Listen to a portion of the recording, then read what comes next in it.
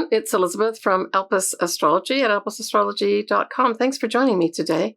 So today, this video is going to be about my take on the August 2023 astrology.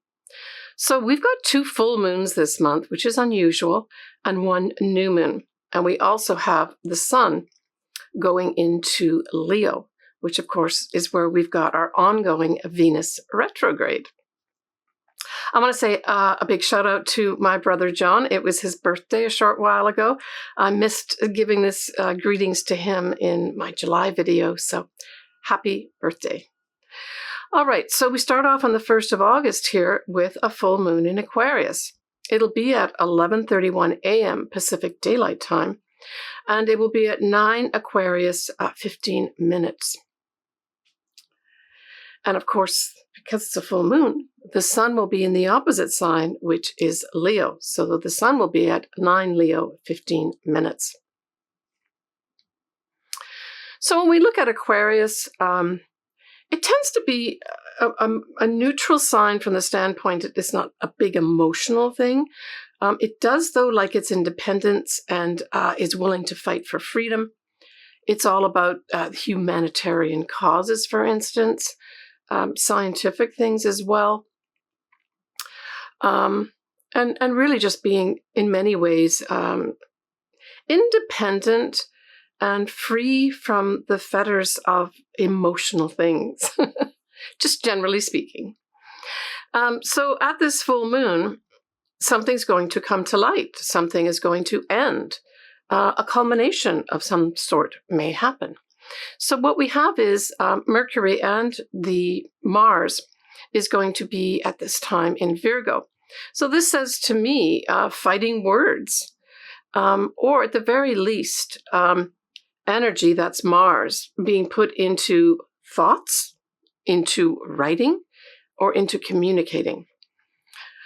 So it looks like this type of setup would be a good time to analyze data and information. Now, Mercury itself will be exactly opposite Saturn. So this says to me some kind of opposition, literally, or challenges from those folks that, are the keeper of the rules and the regulations. We've got Mars trine Jupiter exactly, and so this is fortunate action. And then Pluto, of course, is the final degrees of Capricorn. It will be squaring those newly minted north nodes in Aries at 29 degrees.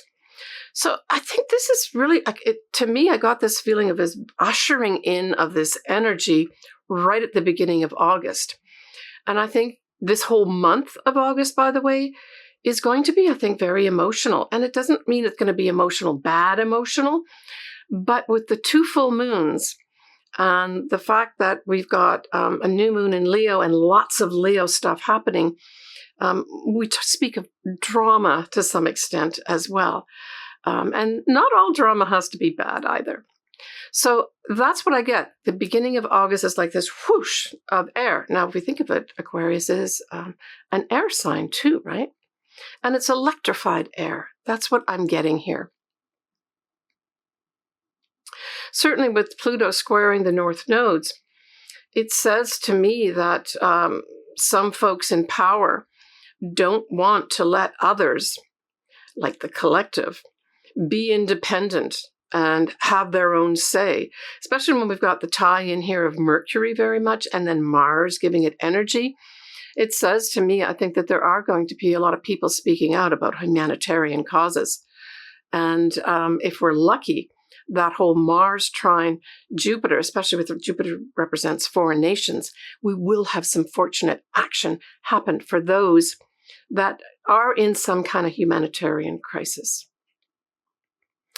So this is going to be followed up by the 10th of August, where our Venus retrograde in Leo will be squaring Uranus at 22 degrees of Leo and Taurus. So this is kind of a little bit of a,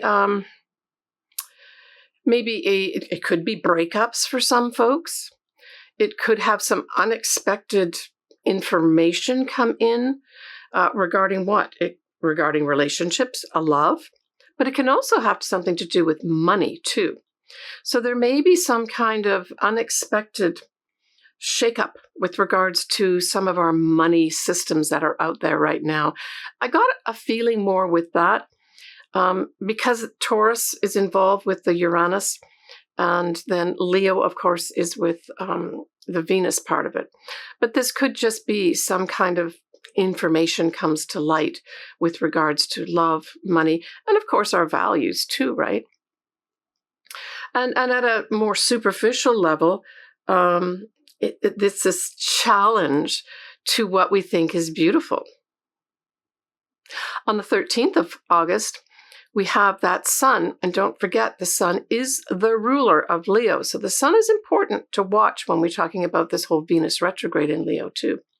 So that sun's going to be conjunct Venus retrograde. And I would say that's a significant day. So if you have anything in Leo, I would say, now this is going to be around the 21 degree mark of Leo. This is going to occur. So if you have something around that, so let's say 19 to 23 degrees of Leo, you may have some unexpected things happen to you here. And again, I go back to that, well, what does Venus represent? But this is a little more personal when we have the sun, the ruler of Leo, conjuncting that Venus retrograde in Leo. But money, our values, maybe your values are going to be shaken up. Maybe you're going to realize that you're not valuing yourself enough. Maybe you're not valuing yourself in some emotional relationships of some sort. But it can be your money too, and it can be all these things. Love, money, and values, they could all be up here for some kind of big illumination, right? And, for others, this could turn out to be a very favorable day to meet someone and fall in love. The sun, ruler of Leo, in Leo, conjunct Venus retrograde. I know it's a retrograde, and we tend to think of retrogrades not a good time to start something. Well, maybe it isn't a good time to have something solidify, but maybe you're going to have the spark there, and you have to go through a process during the summer of 2023, maybe right the way through September, October, where we'll still have Venus in Leo before things actually start to take some kind of shape, and maybe you can see a future with this relationship. On the 16th of August, we have our new moon in Leo. So happy new year to all you Leos. It'll be at 2:38 a.m. Pacific Daylight Time, and it will be at 23 degrees of Leo, 17 minutes. Now, what's interesting at this moon is that this conjuncts Madonna's own sun. So I think that this is going to mark for Madonna a new start.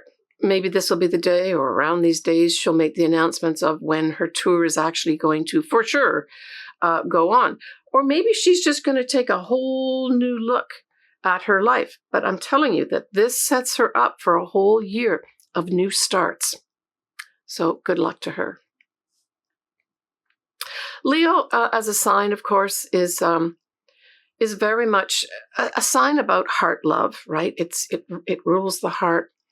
The sun rules Leo. The sun is the center of our solar system, so it is the most important luminary out there. So this could be a really good time for some folks. I'm thinking especially Leos, just generally speaking, even if it's not conjunct this new moon, that because we have so much in Leo, there could be a very nice activation for a lot of Leos this year. Maybe that have been suffering from the squares that we've had ongoing too. But new starts, I got this feeling of really new starts here. And of course, this could be new starts for those folks who want to set up their own business. It could be new starts, say if somebody wants to get pregnant, because the whole Leo vibe rules these areas, right? So children, your own business, any kind of creative endeavors could be fantastic at this time. A good date to note here, right? So again, that's the 16th of August. Now, we will have the sun and the moon square Uranus. And so I think even though there's a lot of positiveness around this new moon in Leo, there could be sudden meltdowns in communications. Don't forget, Uranus is the higher octave of Mercury. So we're talking about communications and more electrified communications. Now, all over the planet, we're having all these heat waves and abnormal temperatures along with other types of weather conditions. So this might be some meltdown of some of the electrical grids that are being overused right now.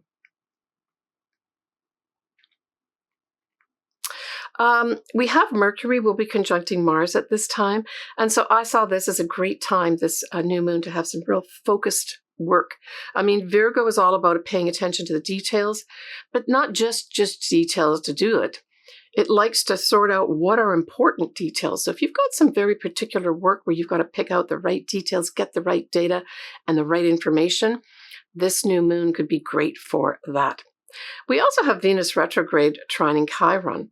And I thought this is really nice too. To me, this says, say there are some folks that have a love come back into their lives, but you really don't want to pursue anything. This whole setup of the trine can give kind of like a healing balm, B-A-L-M, to maybe some past hurts. That type of thing can come in the trines are very favorable, very easy. So that's what I saw here, was that type of thing. Or just making things better where there was a hurt before, especially as it applies to anything to do with love.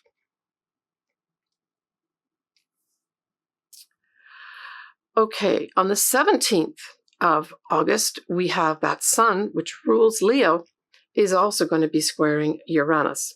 And that's going to be at 23 degrees of Leo Taurus. And so this is definitely some kind of shakeup. Now, the shakeup could come to things like royalty. There could be some kind of big shakeups, maybe in more than one different area. It rules drama and that type of thing. So we could talk about our royalty of the Hollywood royalty could have some major shakeups of some sort here.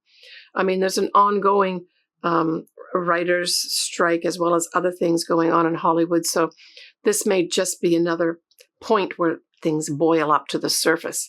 And so this might be some real protests going on. On the 20th of August, that Sun in Leo will be nicely, though, trine the North Nodes in Aries. So the 20th of August follows on that heels of the square with Uranus. And so this is going to bring a solution for the destiny path. So again, going back to any kind of disruption that might happen around the 17th or unexpected surprises that aren't necessarily pleasant, we could, a few days later, have some favorable energy in here that helps you set on a path for your destiny that lets you be independent, but supports you at the same time. And I see this actually playing out in the whole Hollywood thing that's going on right now. All right, so on the 23rd of August, we have another retrograde. It's going to be Mercury going retrograde, and it will go retrograde at 21 degrees of Virgo till the 15th of September, where it'll go direct at 8 Virgo. So heads up for those Virgos. Mercury does rule your sign. It also rules Gemini too. But in particular, the Virgos, there's a combination of things when it affects you directly, Virgo. It could mean that you have to go back and look at data or information that has to be revised. You could have somebody come back to you from the past. Maybe a project was rejected and now it's coming back in again to be revised and brought back up again for some new reason of some sort. Or you just decide you want to go back on something and revise some of the data that you have or information that you collected in the past over that time period, from the 23rd of August to the 15th of September. But it isn't probably a good time to sign contracts if you can avoid it. But if it's something you had already set in motion prior to the retrograde, usually those things turn out fine. I didn't mention the day before this, on the 22nd of August, we have Venus retrograde squaring Jupiter. at 15 Leo and Taurus. And this is the second time this happens. Now, I don't really see this square as being bad or unfavorable. I think what this is going to bring in is maybe some tension with regards to some kind of Venus-related thing that might be going on in your life, and that may be a love relationship. It can have something to do with money as well.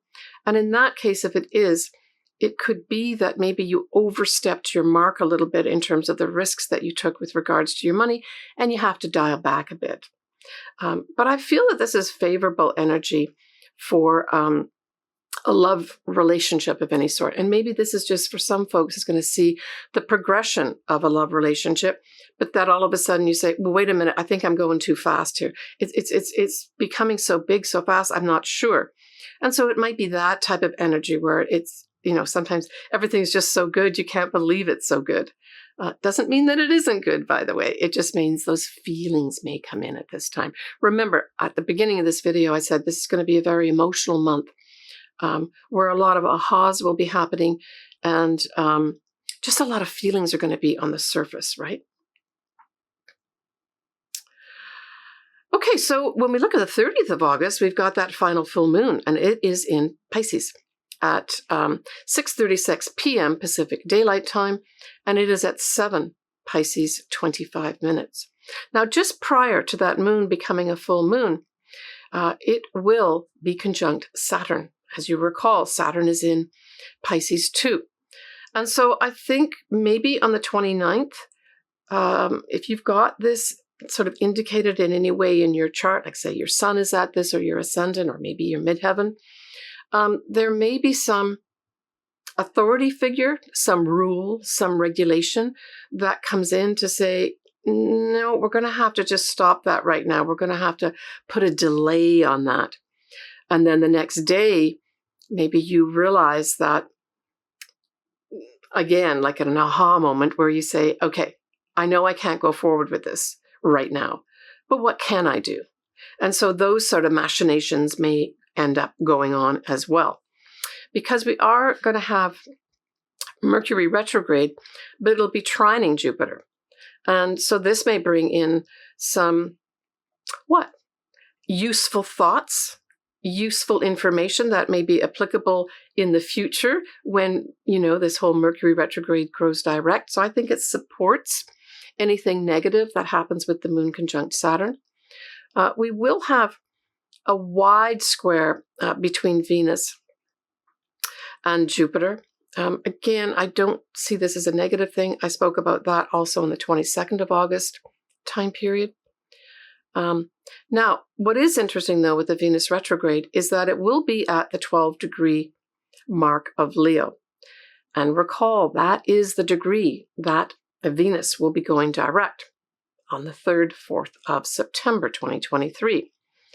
So I just saw that as another kind of maybe, I'm thinking pieces of information may be coming in, or you attract something in that's important for you to know. The Venus is still retrograde, but because it's actually at that point, Venus is now beginning to think of, I can now move forward with what? With this relationship. With not doing this relationship. With some kind of money situation that you might be in.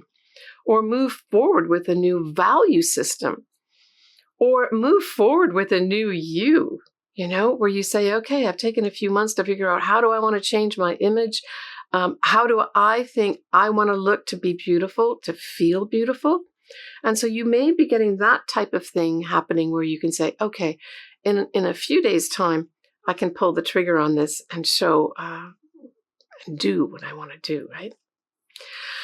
Now, at this full moon, we have a yod formed as well. But this time, the yod is formed with Uranus and Neptune as anchors, pointing at the south node up there in Libra. And so I saw this as an enlightenment and an inspiration for some folks to let go of a relationship, because we've got, it's pointing at Libra. Libra is ruled by Venus. It's all about relationships. But it could also be pointing at changing up and doing something different. Uranus says, let's change this. And Neptune, of course, is the higher octave of Venus. So that's how I saw this yod. I saw this as a very positive yod, that for those folks that maybe want to change up, either the way they do love, the way they've been receiving love, giving love, this could give you a real opportunity to put some of that literally in the past and to move forward. All right, so let's take a little peek at September 2023. So Venus is going to be going direct at 12 degrees on the 3rd, 4th September. And at the same time, Jupiter will go retrograde. We will have Mercury go direct. We have a new moon in Virgo and a full moon in Aries. All right, next I'm going to do individual signs, just a few minutes of your ascendant and or your sun sign, whichever one resonates with you, you should listen to. And maybe it might be good to listen to both your sun sign as well as your ascendant. So Libra, this full moon in Aquarius, it trines your sign and it aspects your 5th house. And so this is a very favorable full moon for you, Libra. And certainly if you are starting a new relationship at this time, this could bring in some real excitement for you, where trines are favorable energy. So even though it's a full moon, it may involve some aspects of a new love. It can bring in children as well. It can bring in you starting, say, a business, even though it's a full moon. You may decide to end doing corporate job and you finally pull the trigger and say, I'm going to do this my own business right now, especially if there's anything sort of social media involved or electronic type things are involved. I mean, it goes without saying that nowadays pretty well all businesses have something electronic, right? It can also represent humanitarian causes as well. So if there's anything with regards to a business that you're setting up on your own that relates to any of these areas, it's favorably aspected. Also with children too. Now this could bring in an unexpected pregnancy as well. So if you are waiting to get pregnant or wanting to get pregnant, this could bring something like that in, where you end, being single without children, and now you start, creating a children. Creative projects are featured big time too, especially things that are outside the box. But this may be a culmination where you finally see the end of this unusual creative project that you've been doing, and you're able to show it to the world. The new moon in Leo sextiles your sign in the 11th house. So this could feature, I think, it could feature things like friends. And I'm thinking, because we've got Venus in Leo too, even though it's retrograde, I know, you could have friends bring a potential love into view for you. Now, it may not manifest right away, but this could be the trigger at the new moon that you meet someone through friends, or it becomes a possibility to you that a friend that you've had could actually become a lover for you. And I guess it could happen the other way too, if that's something that's on the cards for you, Libra. Let's look at the full moon in Pisces. That's in your 6th house. And so this says to me that there's going to be some either culmination, ending, a focus of some sort with regards to your day-to-day job or what you do day-to-day if you do not work. It also brings up a focus to your health. And I'm thinking in particular your psychological health. Maybe something will be brought to light for you that you're going to say, I need to do something here. I need to seek out some kind of spiritual assistance that can help me, maybe psychologically. The 6th house is health, and we tend to say exercise and nutrition, but it can also be psychological. And especially with Pisces involved here, I always think that there's an element of that as well. But it could be for some folks where you just decide you want to leave the job that you're in and go elsewhere. Or you just decide to stop doing a certain way of eating, exercising, that type of thing.